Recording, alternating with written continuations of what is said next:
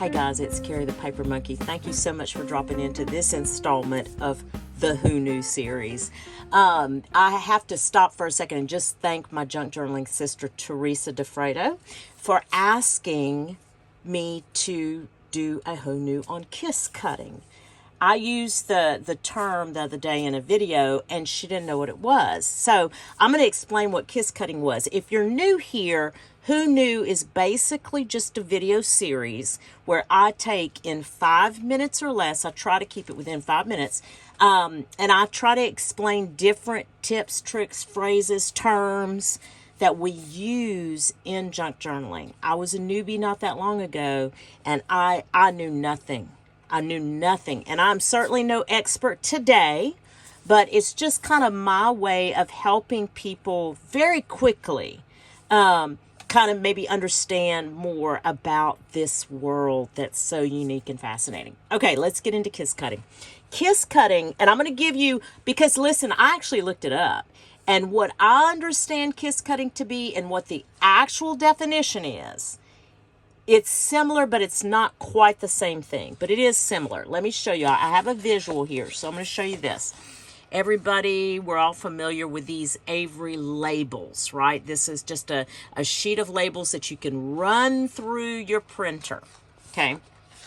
Well, these labels are kiss cut. I'm going to tell you why, what that means. So when you pull up one of these stickers, the back stays down. The back is not cut at all. This is a kiss cut. There's a machine that goes through and it cuts only the top layer of a usually double layered paper. Okay?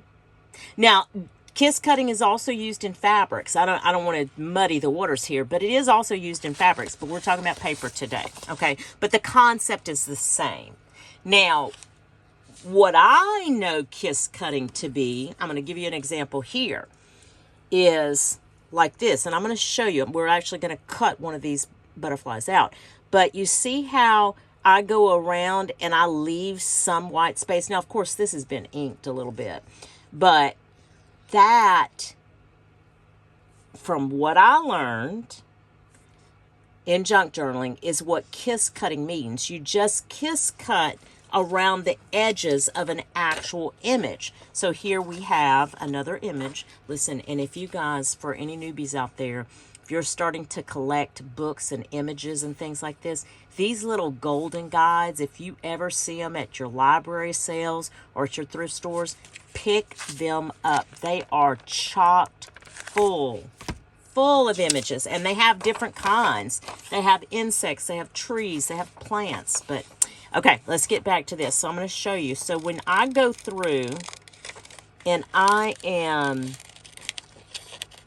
cutting out my images for things like this, I'll tell you right now, I am not a precise cutter. I just don't. I don't do that. I see a lot of creators out there who are very precise with it, and I think that's wonderful. I really do. It makes a difference. It does. It makes a big difference in the way your image looks. However, I'm not that person. Like, for example, these little antennae, I don't care about. The poor little butterfly, he ain't gonna have his antennae gone. Yep. I don't worry about that. Okay, so you see here, this is kiss cut because it's just a smidge away from the actual image itself. Now, a lot of us will, just like the other image I showed you, we'll just go around and we'll ink those edges to just tone down the white that is left behind, so it's not so glaring, not quite so glaring. But basically, that's what kiss cutting is, okay? And like I said, it's used in different applications, not just paper. But that is kiss cutting as far as I understand it to be in junk journaling. So, that's it for today. And I did make it under my 5 minutes. Thank you guys so much for dropping in. If you have any suggestions or you're curious about a subject or a phrase or a tool that we use in junk journaling, feel free to either email me or drop it in the comments. And I'm happy to look it up and give you a really quick explanation of what it might be.